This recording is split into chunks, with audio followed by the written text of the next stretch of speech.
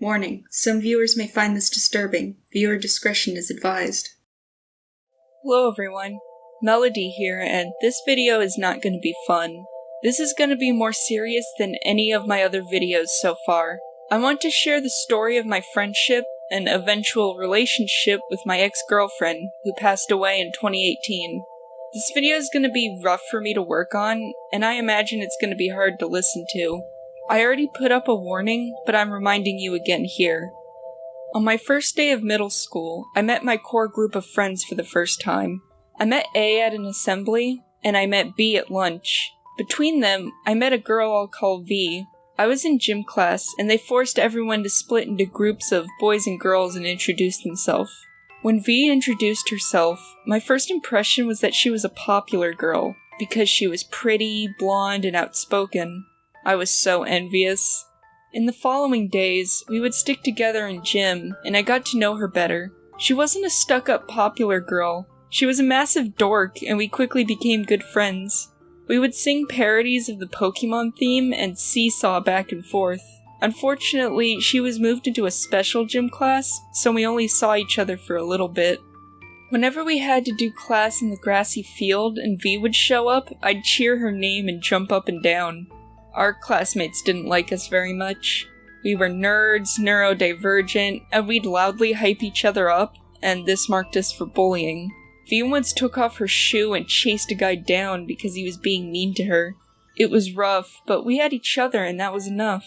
Around the time we got back from winter break, our gifted teacher announced that we would have a new student in our class. I was excited, and I was even more excited when V walked in. She was moved into the same two gifted classes I was in. She started to have lunch with B and me, and we became a group. V and B knew each other in elementary school, but they started being better friends when I reintroduced them. We called ourselves the Sudahanas, which is a poorly translated way of saying starflowers. I was the group leader, B was the vice president, and we called V the treasurer. We were the best of friends. In 7th grade, A became part of the group. We knew them the previous year, but we weren't close. When A joined us, we called ourselves the Nekomatas, after the Japanese two-tailed cat. We all sat with each other in class and talked so much that we always got in trouble. We'd spend lunch together and help each other with homework when we could. But while I could message B and A, V didn't have any messaging apps. She only had email. It wasn't until the beginning of 8th grade that we could talk over email. And a couple months later, she got Messenger and we'd stay up late texting and have video chats. I always found V enamoring. She'd say things like, "Moo, I'm a fish," and play the piano for me. For Christmas of 2017, she bought me an Eevee Christmas mug off Facebook, and I still use it to this day. She would call me the stars to her moon, and we told each other I love you almost every day.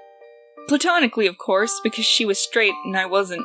But when we got to high school, she was walking me home one day and told me she was questioning her sexuality. She also said that if she was, hypothetically, biromantic, then she would ask me out. I was ecstatic. I celebrated by watching Game Theory's dating sim video and taking notes like a nerd. I wanted to give her a gift to show her I was a worthy partner, and I convinced my dad to buy her some cat earrings. And I just had to wait for them to be delivered. But before they could be delivered, V came out and asked me out in the same message. In the group chat. By accident. Oops. Well, they were gonna find out eventually.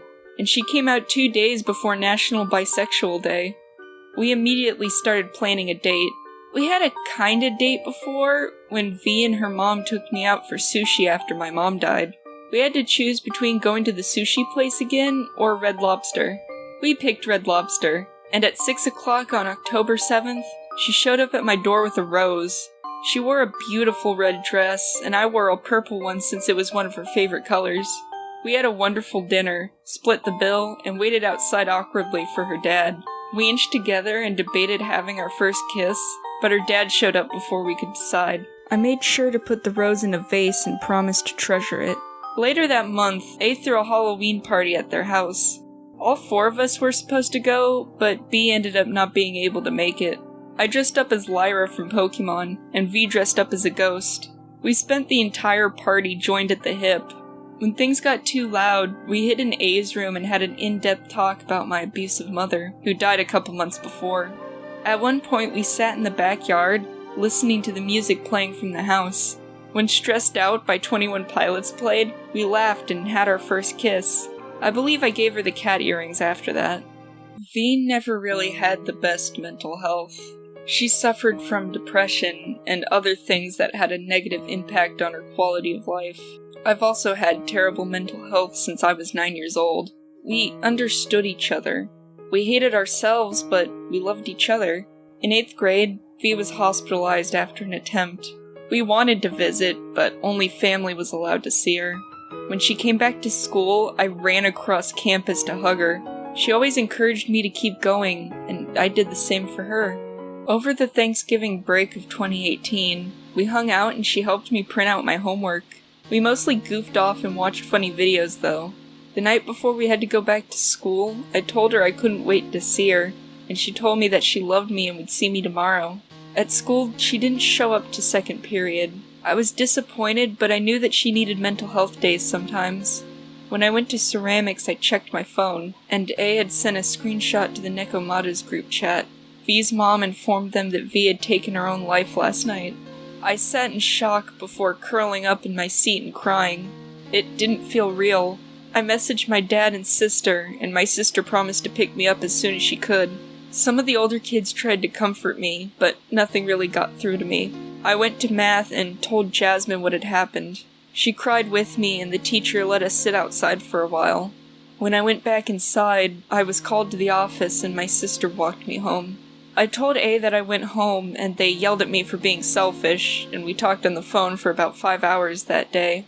The next 2 weeks before the funeral were very rough. When A and I went to the high school gay club, the teacher told us the manner of V's death was just a rumor. No one knows how she died, and anyone who said otherwise was lying. I was so fucking mad. I never went back to that club again.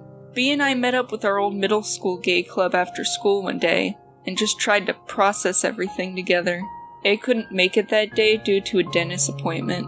Then came the day of the funeral. I wore a black dress, which was the complimentary one to the dress I wore on our first date. V's family drove us there, and we met with A later on. V's mom gave us gifts.